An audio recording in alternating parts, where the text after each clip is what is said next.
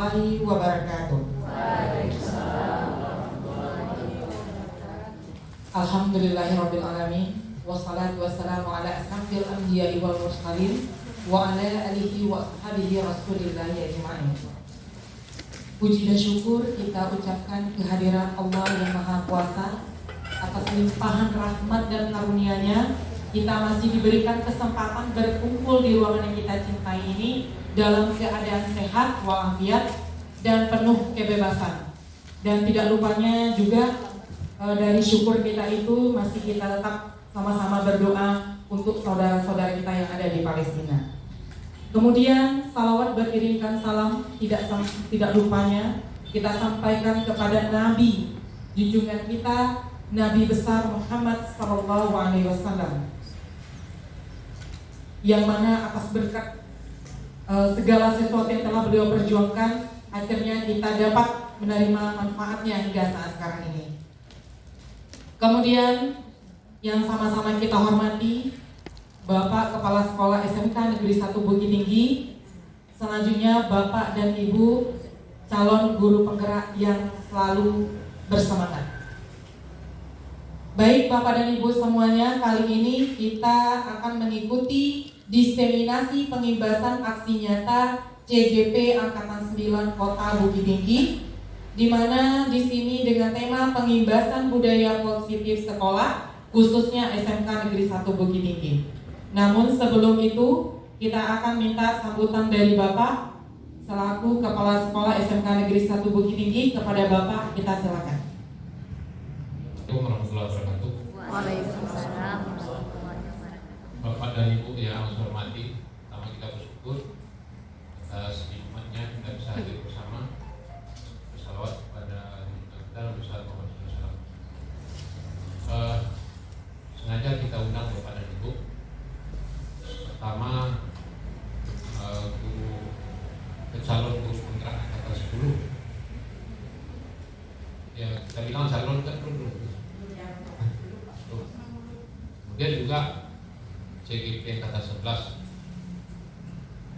Kenapa hanya ini yang kita undang? Supaya jangan terganggu PBN. Maunya kita semua, supaya jangan terganggu PBN untuk kegiatan destinasi.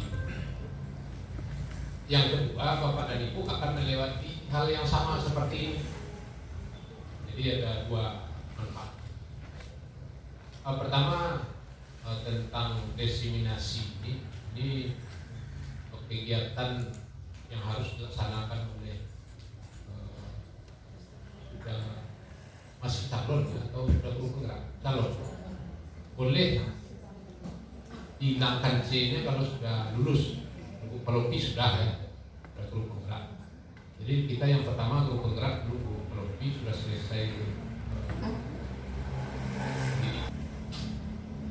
Diseminasi ini merupakan pemberian informasi kepada komunitas, terutama SMK Negeri 1 Bukit Tinggi oleh CGP yang sedang pelatihan, sama dengan sosialisasi. Tapi bedanya kalau sosialisasi kan hanya memperkenalkan saja, memperkenalkan, memahami. Tapi kalau diseminasi sudah mengarah ke proses dan tujuan. Jadi khusus yang hari ini yang akan disampaikan oleh beliau berdua itu adalah tentang budaya positif. Salah satunya bagaimana melaksanakan kesepakatan kelas.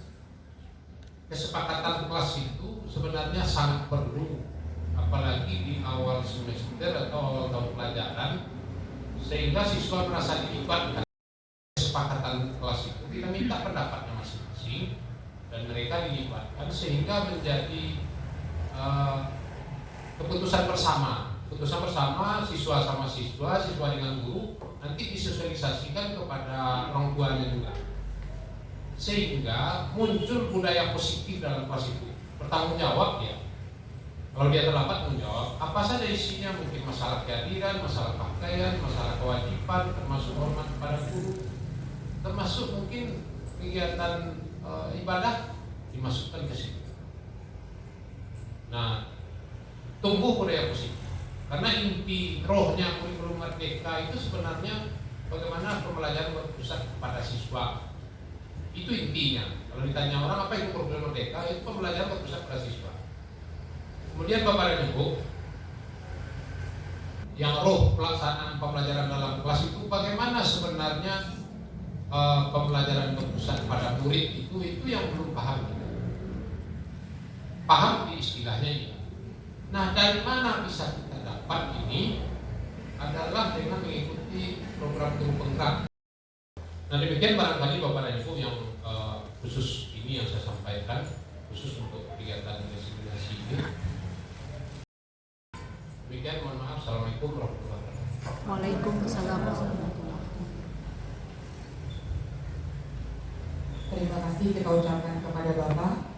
Selanjutnya kita masuk kepada materi penyelesaian budaya positif yang akan disampaikan oleh Bapak dan Ibu Anggia Violitasari. Kepada Bapak dan Ibu kita silakan.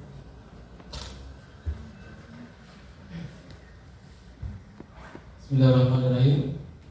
Assalamualaikum warahmatullahi wabarakatuh. Waalaikumsalam warahmatullahi wabarakatuh.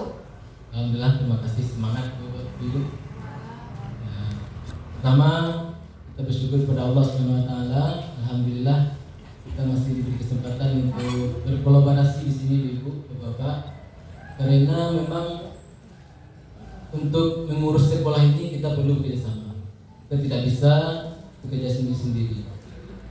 Dan salah satu kegiatan bekerja sama itu ada dalam esai Bapak Ibu yang akan ikut DGPN 11. Di situ kan ada pertanyaan apa kerjasama yang sudah Bapak Ibu kerjakan. Mengikuti kolaborasi atau pengimbasan ini salah satu dari bentuk kolaborasi Bapak Ibu terhadap rekan sejawat.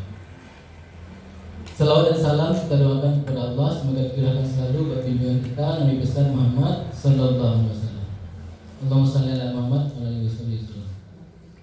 Baik Bapak Ibu-Ibu, izin saya memaparkan materi dari pendidikan guru penggerak khususnya tentang modul budaya positif. Izin berdiri Bapak Ibu.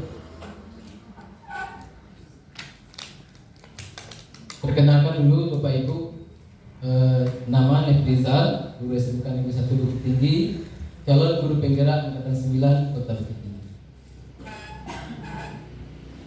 Salam dan bahagia. Saya ingin mengupas sedikit mengapa dalam program guru penggerak ataupun calon guru penggerak itu selalu dimulai dengan salam dan bahagia. Karena salah satu tujuan pendidikan yang dicetuskan oleh Ki Hajar Dewantara itu adalah bagaimana anak mendapatkan keselamatan dan kebahagiaan lahir dan batin, dunia dan akhirat.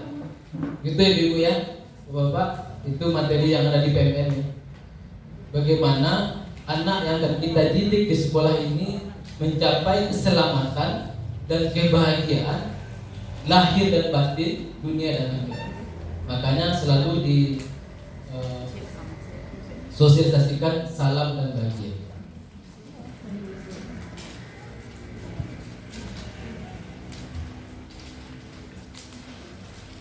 Modul 14 tentang budaya positif ini bukan modul karangan saya Bapak Ibu, makanya saya ambil dari pengembang modul ini, itu Bapak Andri Nur Cahyani, SPDMS, Ibu Diah Samsiati Rajasa MSc, dan Ibu Dr. Murti Ayu Wijayanti MPD.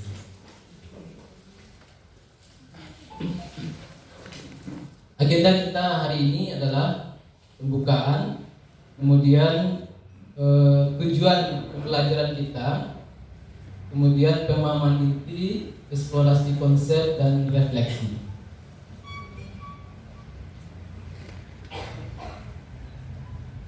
Kompetensi lulusan modul 14 ini, modul ini diharapkan berkontribusi untuk mencapai kompetensi lulusan sebagai berikut. Guru penggerak memahami pentingnya mengetahui kebutuhan belajar dan lingkungan yang memfasilitasi seluruh individu di sekolah agar meningkatkan kompetensinya secara aman dan nyaman.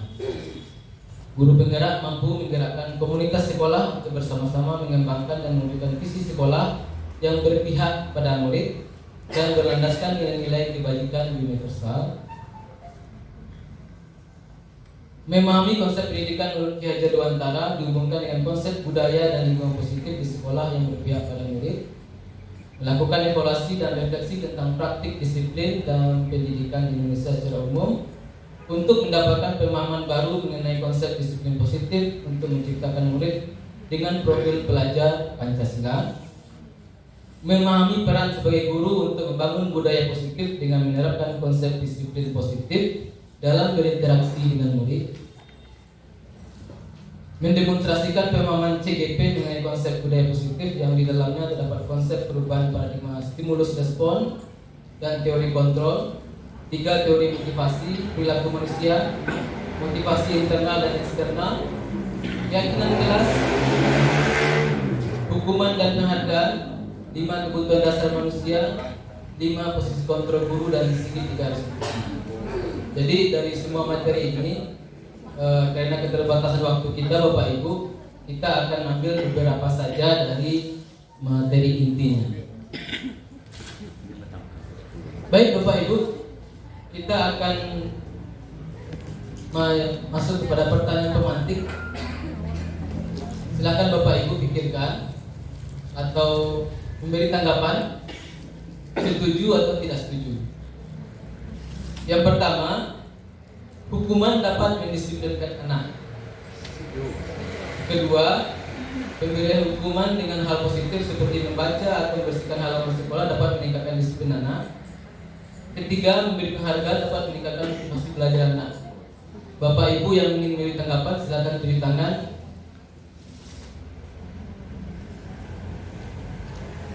Yang pertama, boleh ketiga-tiganya atau silakan Pak Sen.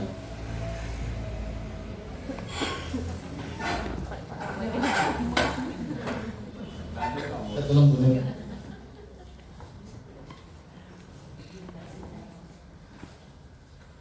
Ya, terima kasih Pak. Mungkin untuk soal pertama, hukuman di sini bisa dua-duanya kalau menurut saya, setuju dan tidak setuju. Karena tergantung jenis hukumannya. Kalau hukumannya fisik mungkin kita nggak setuju. Cuma kalau hukumannya membangun sifatnya, mungkin saya setuju. Yang pertama. Yang kedua kan seperti itu, hukumannya hal positif. Ini saya setuju ini. Contohnya tadi membersihkan halaman. Di sini yang kita tanamkan kebersihan itu sangat penting. Ini sekolah kita. Siapa lagi yang peduli kalau nggak kita? Yang ketiga, penghargaan bisa juga meningkatkan motivasi belajar anak. Cuma jangan duluan penghargaannya yang kita sebutkan. Kita janjikan kalau kamu dapat ini, kamu dikasih hadiah. Ini mungkin motivasi anak, enggak lainnya. Tapi kalau belakangan mungkin nggak salah. Sama dengan kayak kita dikasih duit untuk menentukan kita lulus atau enggak, itu kan lain ceritanya. Daripada nanti selesai kita tanpa Bapak Ibu nanti ada, oh ini Pak, saya terima kasih, cepat terima kasih, kan seperti itu. Mungkin logikanya ke sana Pak. Jadi bisa iya, bisa tidak, tergantung jenisnya. Ya terima kasih Pak. Kalau disimpulkan saja bagaimana Pak? Nomor 1 setuju? Kalau nomor 1 kebanyakan tidaknya. Tidak setuju. Ya. Nomor 2? Nomor 2 saya setuju. Setuju. Nomor 3 setuju. 3 setuju. Oke, tepuk tangan untuk Pak Sen Bapak Ibu. Terima kasih. Ada lagi Bapak Ibu yang memberi tanggapan?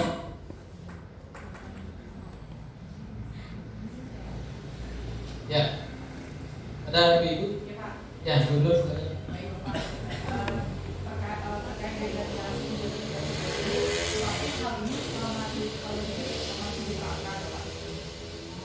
Hal yang ini masih saya terapkan. Pertama, hukuman dapat mendisiplinkan anak. Memang masih saya terapkan walaupun memang tidak terlalu ke fisik gitu, tapi masih tetap akan dilakukan. Jadi di sini saya setuju begitu. Kemudian ya untuk kedua pastinya ini setuju, dan yang ketiga memberi penghargaan dalam bentuk misalnya pujian dan lain sebagainya, tidak selalu berbentuk benda dan lain sebagainya. itu masih diterapkan. Jadi untuk ketiganya saya setuju gitu. Karena kalau kita saja kalau dalam Islam anak yang tidak sholat saja boleh pukul kakinya ya kan. Nah, jadi kembali ke situ lagi. Terima kasih. Ya, plus dulu. Ya, saya pun Bapak Ibu ketika masuk modul ini setuju semuanya karena memang apalagi kita di SMK kan, kita misalnya anak terlambat kita suruh push up gitu kan, nah, itu hukuman. Jadi apakah hal ini positif atau tidak positif untuk lingkungan pendidikan kita? Baik Bapak Ibu, untuk menjawabnya nanti kita ulas di materi, nanti kita akan refleksi tentang pertanyaan tematik ini. Ini materi kita, mudah-mudahan bisa disampaikan secara izin saya meminta yang berpasangan berdua duduk ya, ya yang ibu aja, bapak-bapak dan bapak-bapak ada yang berperan sebagai si A dan si B. Silakan berhadapan dulu Bapak Ibu. Anggap saja di tangan ibu yang A, Devi misalnya A.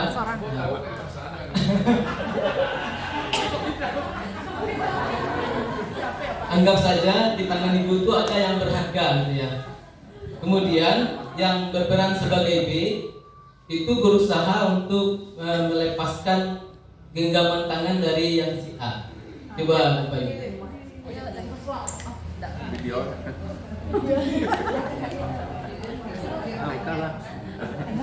Bisa dipahami petunjuknya Bapak Ibu. Yang bisa saja berhadapan. Kemudian ada yang berperan sebagai si A dan si B. Kemudian di tangan si A ini ada sesuatu yang berharga gitu ya. Coba, nah boleh ada uang di dalam tangannya atau dari kertas juga boleh. Kemudian si B akan berusaha membuka genggaman tangan si A. Apakah mau dirayu, diancam, dibujuk, itu apa itu? Atau yang berperan sebagai si A itu berusaha sekuat tenaga mempertahankannya. Ya, si A mempertahankan, si B berusaha membukanya. Ya. Si B ini boleh merayu, boleh mengancam, boleh membujuk, boleh menghardik, menyuap, apa saja. Terus kalau ada yang berhasil nanti laporkan saya berhasil membukanya.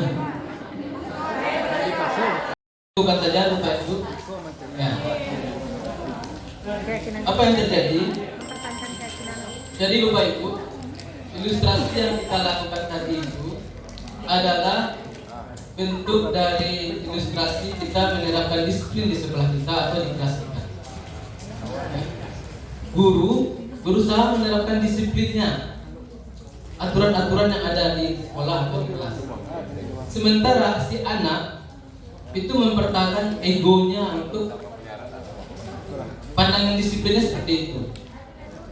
Makanya ada namanya teori kontrol atau teori pilihan atau ilusi kontrol. Yang pertama itu ilusi guru mengontrol murid. Jadi kita yang berperan sebagai guru itu seakan-akan kita bisa mengontrol murid.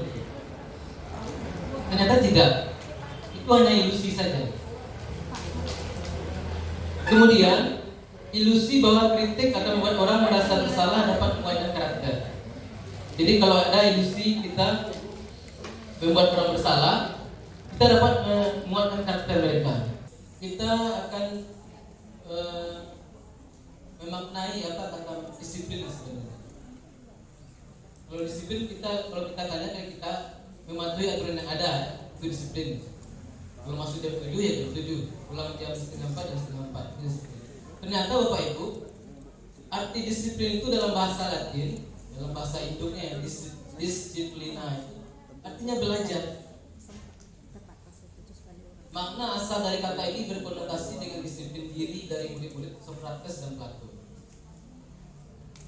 Kemudian, disiplin diri membuat orang menggali potensinya menuju sebuah tujuan apa yang dia hargai.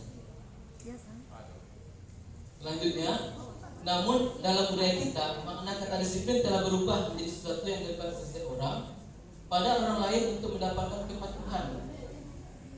Kecenderungan umum adalah menghubungkan kata disiplin dengan ketidaknyamanan, bukan dengan apa yang kita hargai atau pencapaian suatu tujuan mulia. Jadi dari sini saya berefleksi kepada diri saya sendiri, memang kita belum disiplin sebenarnya. Karena kalau kita disiplin, kita belajar menghargai diri kita sendiri. Kemudian nilai-nilai kebajikan universal yang kita ambil, yaitu untuk siswa kita itu adalah kita kenal dengan profil pelajar Pancasila. Saya ulangi lagi, profil pelajar Pancasila itu Bapak Ibu beriman, bertakwa kepada Tuhan Yang Maha Esa dan berakhlak mulia, mandiri, bernalar kritis, berkebinekaan global, bergotong royong dan kreatif.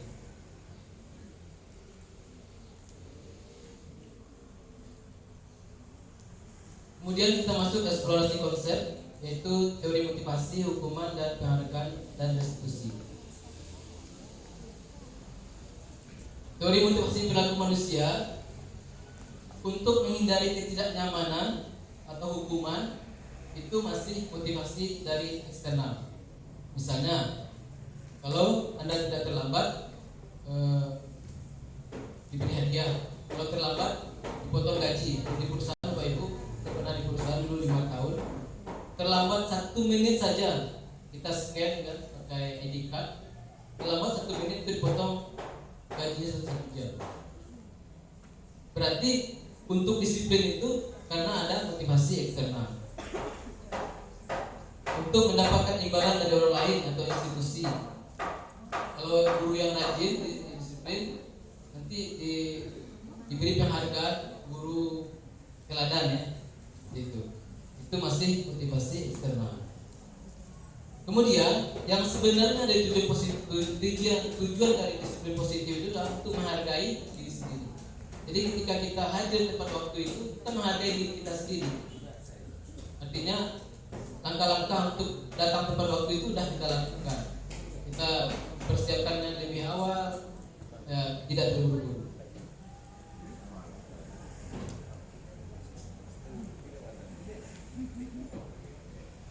Kemudian menurut Ki Hajar Dewantara, Pak Ibu, merdeka itu artinya tidak hanya terlepas dari perintah, akan tetapi juga cakap buat memerintah diri sendiri. Jadi ini yang inti dari filosofi Ki Hajar Dewantara, pembelajaran yang memerdekakan anak. Artinya anak itu belajar untuk memerintah diri sendirinya, belajar untuk memerintah dirinya sendiri, belajar atau dia mau belajar sendiri tanpa diperintah. Kemudian Bapak Ibu, satu hal yang saya dapatkan ketika mengikuti program pendidikan berpenggerak itu dalam materi ini, ternyata memberi penghargaan itu memberikan hukuman kepada anak. Nah, itu saya tanya, kenapa memberi hukuman? Karena anak yang diberi penghargaan itu nanti pertama dia akan berusaha mempertahankan penghargaan itu. Ya, mungkin dia dalam pembelajaran ujiannya, mungkin dia akan tidak jujur ya. Kemudian juga teman-temannya akan berusaha untuk mengambil penghargaan tadi. Nah, jadi di sanalah dalam materi ini mengatakan bahwa penghargaan itu bisa menghukum. Penghargaan itu mengurangi ketepatan. Penghargaan itu tidak efektif dan penghargaan merusak hubungan. Kenapa? Karena penghargaan itu cara memberikan motivasi eksternal. Jadi ketika tidak ada penghargaan, apakah murid-murid tetap belajar dengan sungguh-sungguh? Bapak Ibu? Tetap ya. Kalau ada, bagus. Kemudian penghargaan menurunkan kualitas. Jadi kalau tidak ada penghargaan, kualitasnya menurun. Penghargaan mematikan kreativitas. Jadi kalau tidak ada penghargaan, murid-murid tidak kreatif. Dan terakhir, penghargaan itu mengurangi motivasi intrinsik. Seharusnya ketika kita adakan disiplin di sekolah, itu muncul dari murid-murid sendiri untuk mengikuti aturan yang ada. Tapi mungkin agak berat Bapak Ibu ya, terlebih di SMK, karena motivasi untuk belajar, untuk hadir ke sekolah itu masih rendah Bapak Ibu.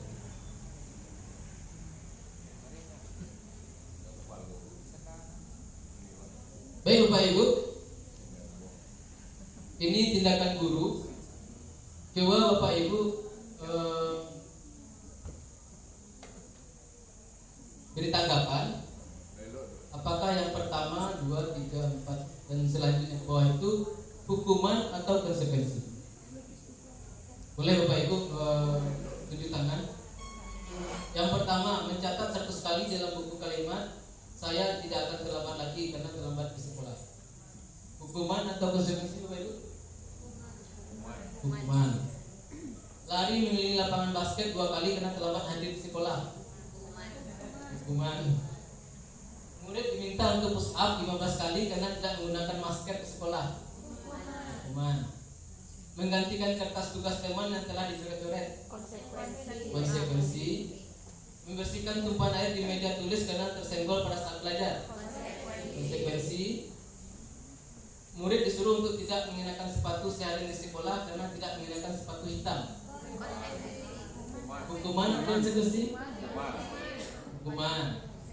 Lari mengelilingi lapangan basket 2 kali karena terlambat 10 menit untuk pelajaran PJOK. Hukuman juga. ini konsekuensi. Kayak Bapak Ibu kita lihat.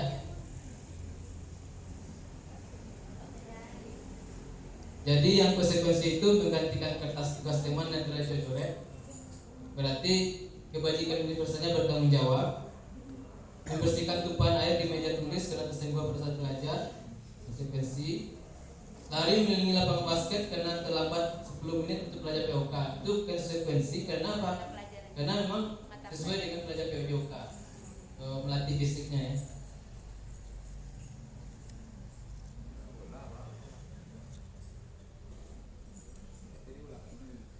Baik Bapak Ibu, kita akan belajar. Saya akan berbagi tentang 5 posisi kontrol guru. Apakah kita sebagai penghukum, pemberi bersalah, teman, pemantau atau manajer? Selamat menyaksikan.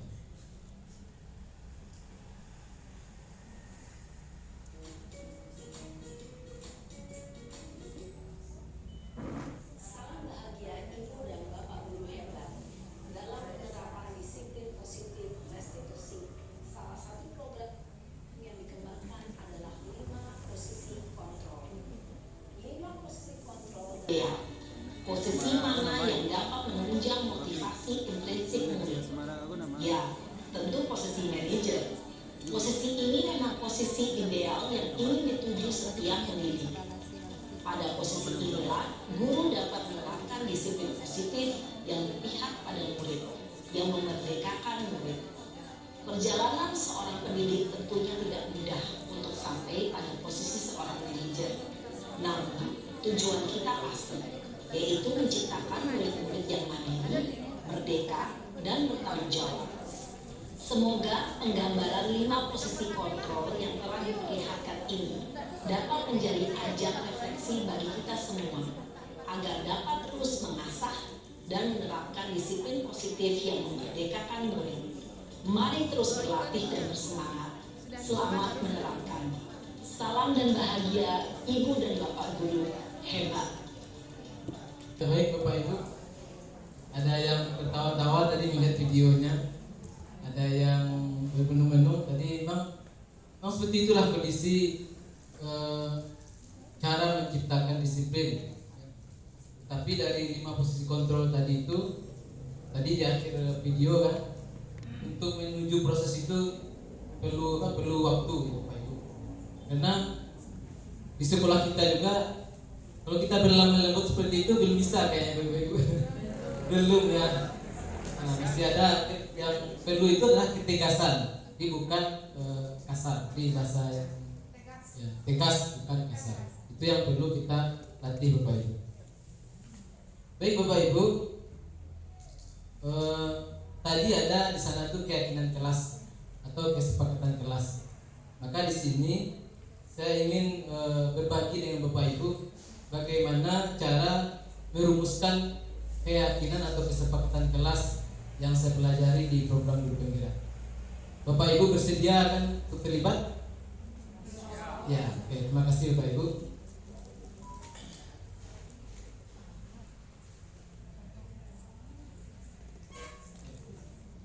Jadi sebelum kita memberikan kesepakatan kelas di kelas masing-masing Bapak Ibu, pertama kita akan memberikan tujuan bagaimana pentingnya kesepakatan kelas itu dibuat.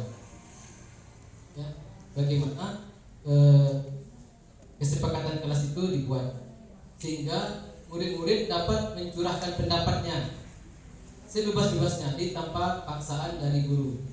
Jadi kesepakatan kelas itu berbeda dari peraturan kelas. Kalau peraturan kelas mungkin di awal itu kita berdoa dulu, di akhir berdoa, kemudian tidak boleh terlambat, kemudian mengumpulkan tugas sesuai waktunya dan sebagainya. Itu peraturan kelas yang dibuat oleh guru. Sementara keyakinan kelas atau kesepakatan kelas itu munculnya dari murid-murid kita Bapak Ibu. Jadi kita gali apa keinginan mereka agar kelas yang kita masuki itu aman dan nyaman bagi mereka untuk belajar.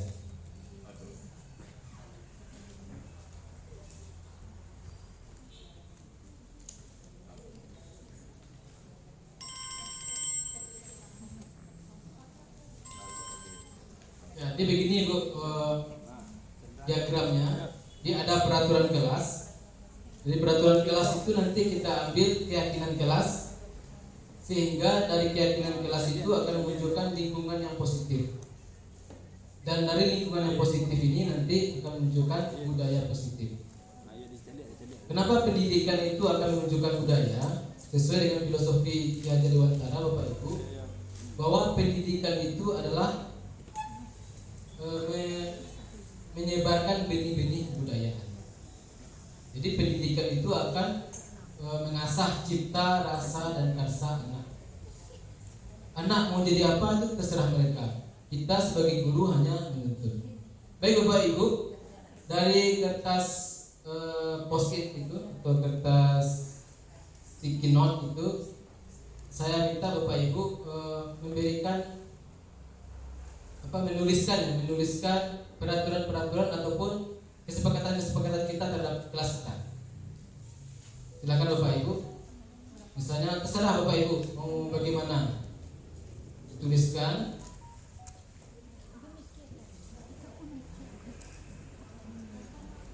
Nah, contohnya mungkin tidak boleh terlambat, masuk tepat waktu, tidak membuang sampah sembarangan. Pokoknya kita berpikir seperti murid, itu kira-kira apa yang akan murid tuliskan di kertas itu. Jadi kami memposisikan diri sebagai murid. Ya Bu. Jadi mungkin kita selama ini membuat kesepakatan itu kan muncul dari guru. Kesepakatan kita gini. Murid kita ikut dengan aturan kita. Untuk keyakinan kelas itu digali dari murid sendiri yang mengusulkan bagaimana kelas mereka.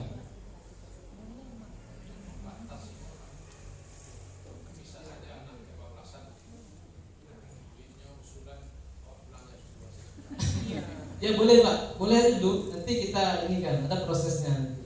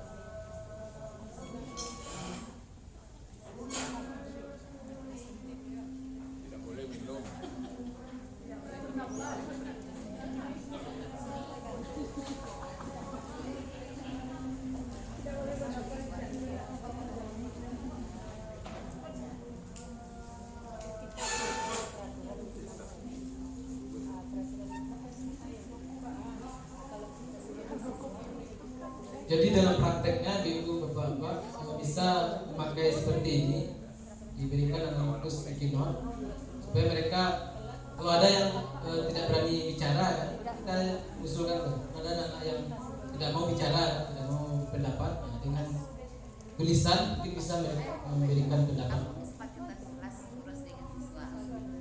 Awak sebagai siswa. Kayak nggak bisa sih.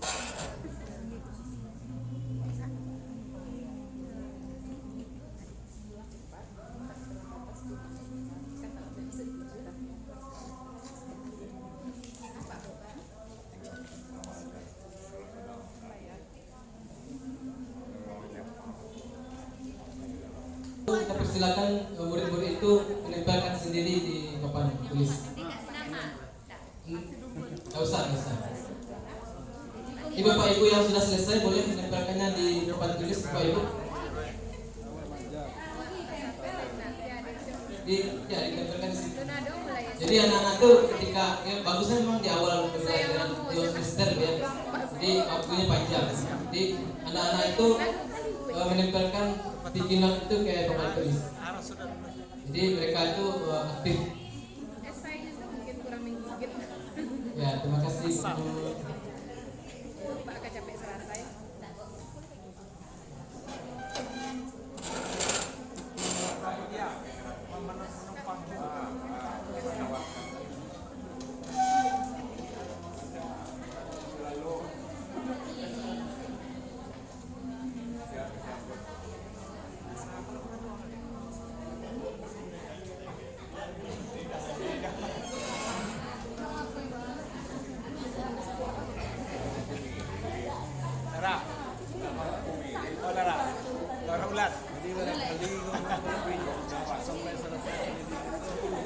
Modul ada 3 kali boleh. Kalau luka karya awak. CGP, PT, JGP. Janji nak tahu? Aku dulu 18, 3 PT. PT kan Tur dulu cek lain.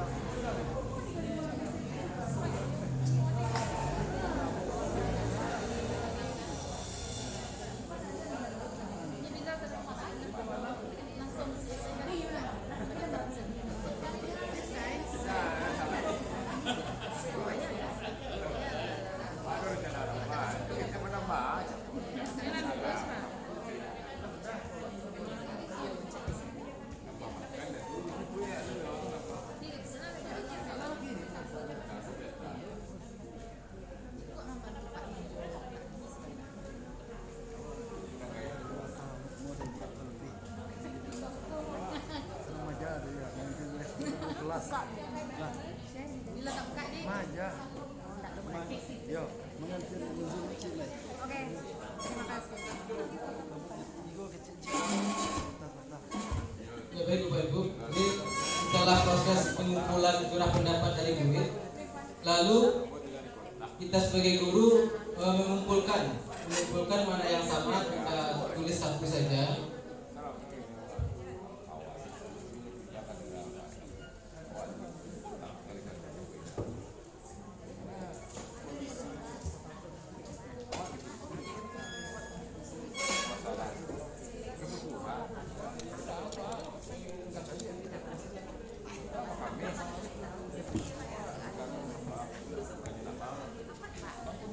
Kalau disuruh murid menuliskan juga bisa Bapak Ibu. Jadi sesuatu aktif dari yang sudah diusulkan siswa ini, kita lihat mana yang sama Bapak Ibu.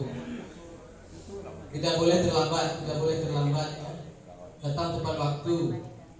Jadi kita tuliskan yang mana yang sama, kita tuliskan. Tidak boleh terlambat. Ada yang beri toleransi Bapak Ibu. Nah, dispensasi 5 menit. Tidak boleh terlambat. Tapi dispensasi 5 menit. Lain 10 menit. Nah, nanti kita tanya kepada murid Bapak Ibu, mau 5 menit apa 10 menit? Ya 10, nanti kita buatkan. Tidak boleh terlambat, tapi ada toleransi ya, toleransi 10 menit. Itu dari kesepakatan murid-murid. Kemudian yang kedua, sampai selanjutnya Bapak Ibu, tidak boleh makan dan minum dalam kelas, tidak boleh izin keluar kelas pergi makan.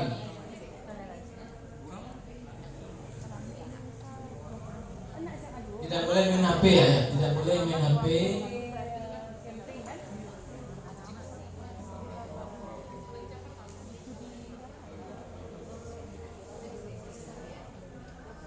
Menjaga kebersihan dan ketertiban. Menjaga kebersihan kelas ya.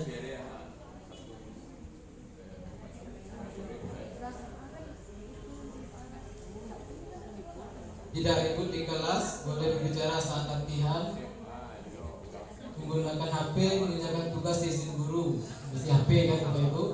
Jadi dari semua usulan anak-anak murid-murid kita tadi itu, kita gabung-gabungkan mana yang sama Bapak Ibu. Setelah itu, tidak perlu banyak-banyak, karena kesepakatan kelas itu harus diingat oleh siswa. Itu. Kemudian langkah selanjutnya Bapak Ibu, dari kesepakatan kelas yang sudah masuk ini kita tuliskan semuanya. Nanti kita buat kalimat itu jadi kalimat yang positif. Jadi kita buat lagi Bapak Ibu kesepakatan kelas.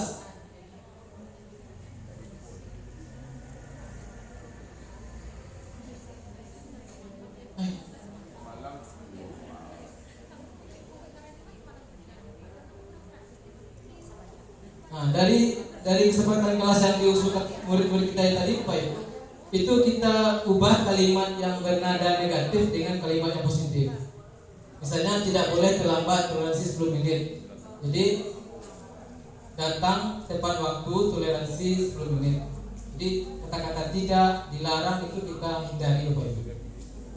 Tidak boleh main HP. Jadi menggunakan HP ketika ada instruksi guru. Jadi tidak ada itu, tidak boleh main HP. Menjaga kebersihan kelas, ini sudah aktif, menjaga kebersihan kelas atau melaksanakan piket kelas seperti ini. Jadi yang di sini Bapak Ibu kita pindahkan ya, tidak boleh terlambat, di datang tepat waktu.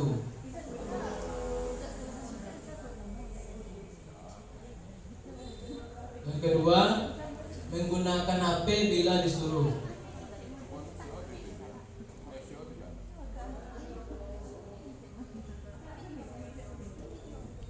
Yang ketiga, menjaga kebersihan kelas.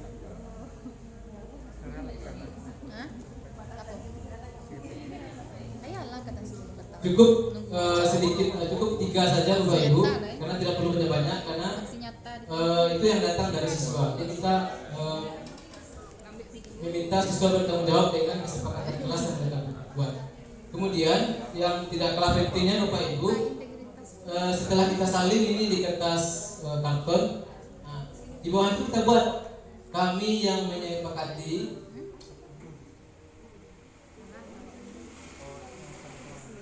disuruh siswa itu menandatangani kertas karton tadi Bapak Ibu. Jadi seperti itulah proses membuat keyakinan kelas untuk kesepakatan kelas. Jadi jika ada anak-anak kita di saat proses belajar kita, seperti video tadi, apakah kamu mengingat keyakinan kelas kita? Jadi kalau ada anak yang ketahuan main HP itu Bapak Ibu, itu kita seperti itu bahasannya. Apakah kita ingat dengan kesepakatan kelas kita? Kalau dia ingat, berarti dia bertanggung jawab dengan kesepakatan kelas. Jadi digali dari murid Jadi kita itu berusaha murid itu sebagai tujuan utama kita. Oke Bapak Ibu, mungkin itu saja yang dapat saya sampaikan. Mudah-mudahan ada manfaatnya dalam pembahasan ini. Saya juga dalam proses belajar. Terima kasih atas perhatian dan kedatangan Bapak Ibu. Mohon maaf apabila dalam penyampaiannya ada kata yang kurang tepat. Bila taufiq hidayah. Assalamualaikum warahmatullahi wabarakatuh.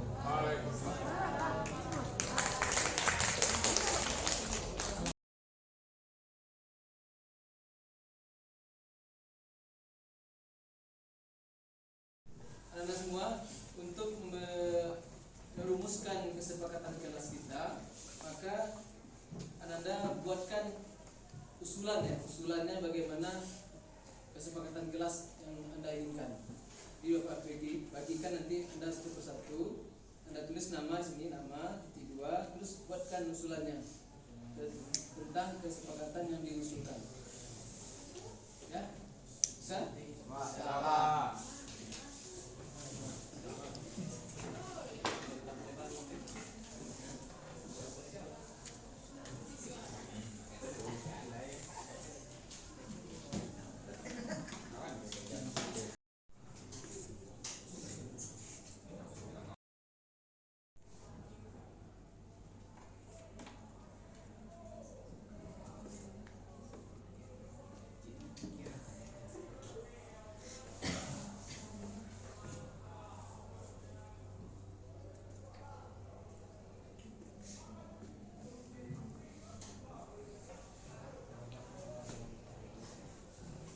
Bagi yang sudah selesai, Anda tempelkan di depan.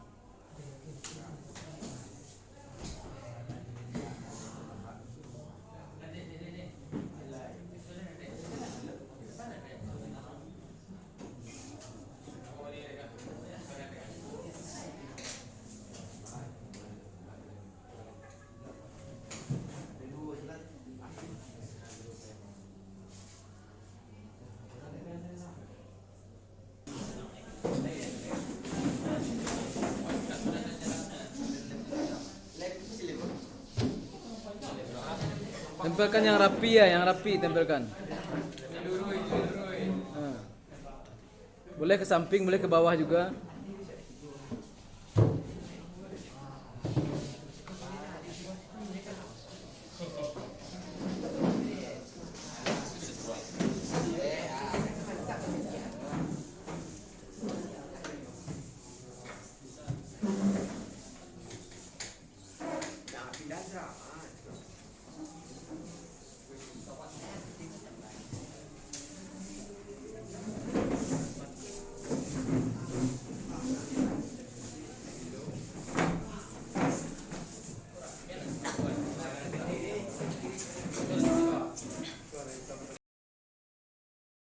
Menuliskan usulannya? Dari usulan yang ada ini kan itu banyak tuh beragam pikiran Anda tentang bagaimana kelas kita ini aman dan nyaman untuk belajar ya. Nah, langkah selanjutnya dari usulan-usulan ini nanti kita tuliskan di sini. Usulan yang sama nanti tuliskan satu saja. Ya.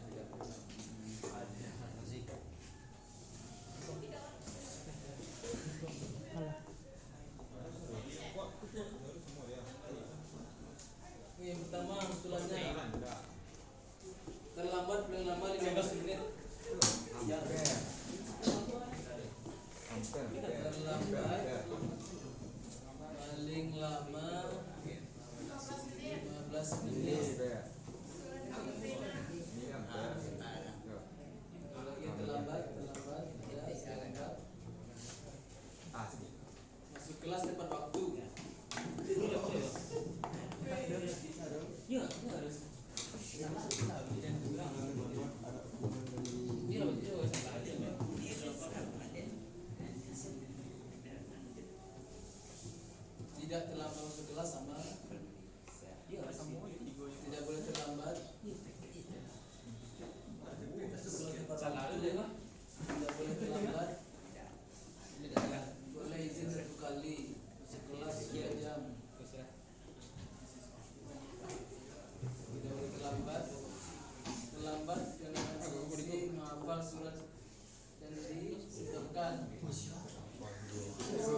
terlambat 10 menit.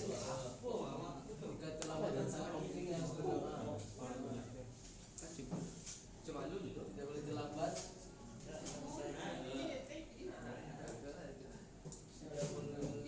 Bukan masuk tanpa izin. Siswa terlambat akan duduk menyanyikan lagu bahasa Inggris.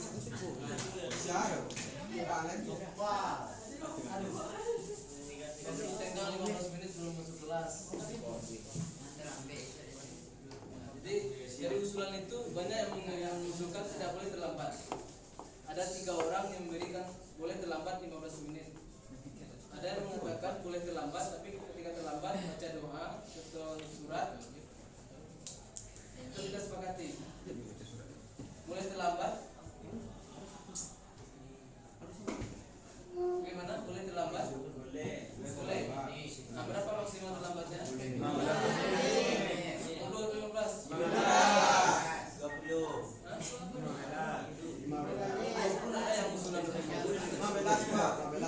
Nah, paling lama 15 menit. Lambat bolehkan. Paling lama 15 menit. Nah, untuk sanksinya itu nanti usulan Anda saja. Nanti masuk kelas baca doa, atau masuk kelas baca surat, seterusnya. Kalau ada yang pusat silakan pusat. Jadi tidak dibuatkan. Jadi konsekuensi kita saja. Jadi kita terlambat nih, boleh masuk.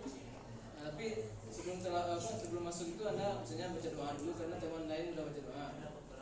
Atau kalau mau pusat. Atau kalau mau baca surat silakan surat. Ya, jadi dapus yang kedua, pikir kelas berganti saat belajar PM. Pikir kelas ya. Pikir kelas.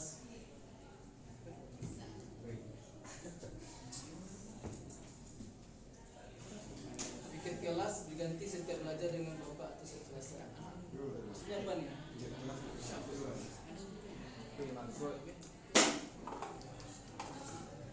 Maksudnya apa nih? Maksudnya pikir kelas diganti itu bagaimana? Diganti orangnya. Pikir kelas itu ada setiap Selasa. Ikatannya memang per hari pikirnya. Sini ini orangnya. Maksudnya yang nyapu. Oh yang nyapu itu memang harus. Jadi tidak harus anak perempuan yang menyapu itu ya. Yang laki-laki pun harus menyapu. Anak mesin itu ada cewek enggak? Ada. Yang kelasnya yang ada cewek kan? Yang nyapu siapa nyapu? Laki. Jadi tidak ada yang nyapu itu harus laki-laki saja. Ada yang perempuan saja. Jadi kalau tadi misalnya yang nyapu pas belajar dengan guru fisika, A, saya kan. Nah, sekarang yang nyapu nanti sore si B lagi, dia si B ya. Gitu ya, nah, gitu. Yang pikir satu hari itu berapa orang? Baranam. Kali 4 itu belum 4. Dan 5. Ada yang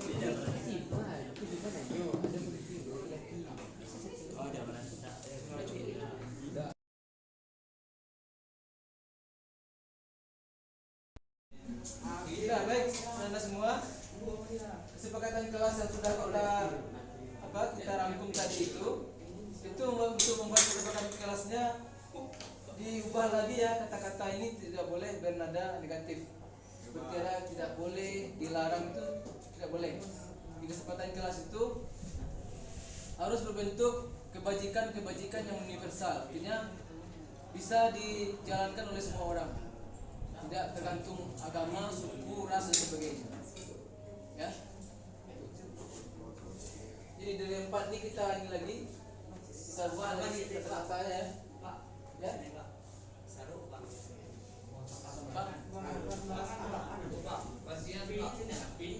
Jadi membuang sampah.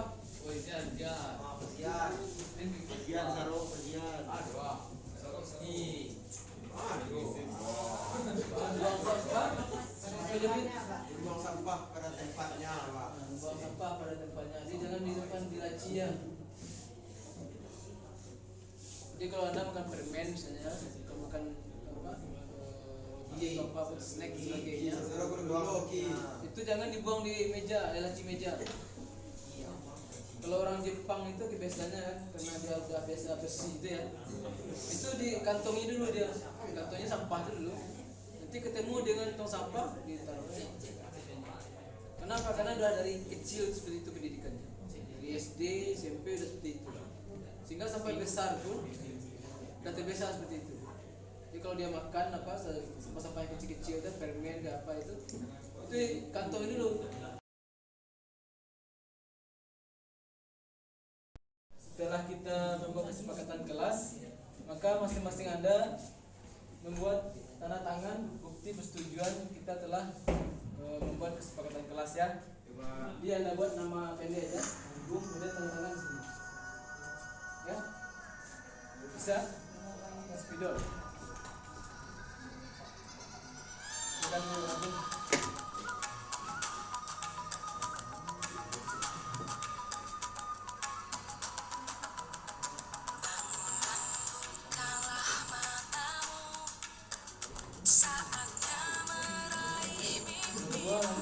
Azmi.